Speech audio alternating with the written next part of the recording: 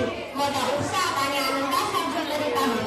आज अनेकांनी छत्रपती शिवरायांचा फोटो तटस्थात ठेवला असेल, असे मी म्हणणार नाही की त्यांचा फोटो तटस्थात ठेवू नका। तुम्हाला जर त्यांचा फोटो कायमचा ठेवायचा असेल तर तो कायमचा आपल्या हृदयात ठेवा, कायमचा आपल्या हृदयात ठेवा।